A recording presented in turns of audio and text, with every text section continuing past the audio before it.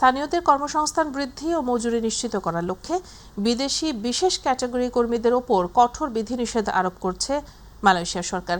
প্রতিনিধি আশরাফুল মামুন জানান, চলতি বছরের 1 জুন থেকে কার্যকর হতে যাওয়া এই নতুন নিয়মে 3টি প্রফেশনাল ক্যাটাগরি ভিসার শর্তাবলীতে ব্যাপক পরিবর্তন আনা হয়েছে। তবে সাধারণ বিদেশি কর্মী বা শ্রমিকদের জন্য এ শর্ত প্রযোজ্য নয়। যাদের ওপর এই শর্ত আরোপ হবে তারা হলেন প্রফেশনাল ক্যাটাগরির চিকিৎসক, নার্স, ইঞ্জিনিয়ার, শিক্ষক, ব্যবসায়ী, কোম্পানির পরিচালক ও ম্যানেজার। নতুন নীতিমালা অনুযায়ী 3টি প্রফেশনাল ক্যাটাগরিতেই ন্যূনতম বেতনের সীমা প্রায় দ্বিগুণ করা হয়েছে। এসব ক্যাটাগরিগুলোর মধ্যে বেতন 2 লাখ থেকে 10 লাখ টাকা পর্যন্ত হয়ে থাকে।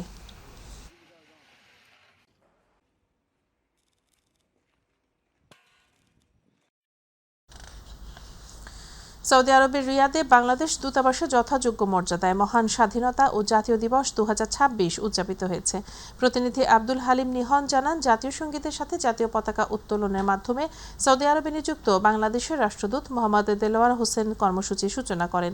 এরপর রাষ্ট্রদূত দূতাবাসের কর্মকর্তা ও কর্মচারীদের সাথে নিয়ে দূতাবাসের অস্থায়ী স্মৃতিসৌধে পুষ্পস্তবক অর্পণ করেন। এছাড়া রিয়াদে অবস্থিত বাংলাদেশ কমিউনিটির বিভিন্ন সংগঠন এ সময় দূতাবাসের স্মৃতিসৌধে ফুল দিয়ে শ্রদ্ধা নিবেদন করেন। দিবসটি উপলক্ষে দূতাবাস মিলনায়তনে একটি আলোচনা সভার আয়োজন করা হয়।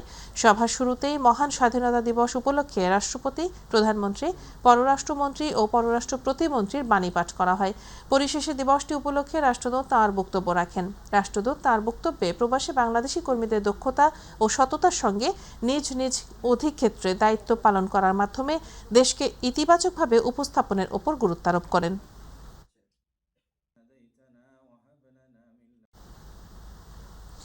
সৌদি আরবের আল খারেজ শহরে নূর কামাম কোম্পানির পক্ষ থেকে প্রবাসী বাংলাদেশিদের ঈদ পুনর্মিলনী অনুষ্ঠিত হয়েছে।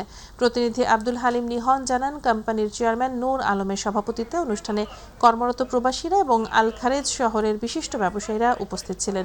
এ সময় উপস্থিত অতিথিদের নিয়ে নানা ধরনের মনোমুগ্ধকর খেলার আয়োজন করা হয়। পরে বিজয়ীদের মাঝে পুরস্কার বিতরণ করা হয়।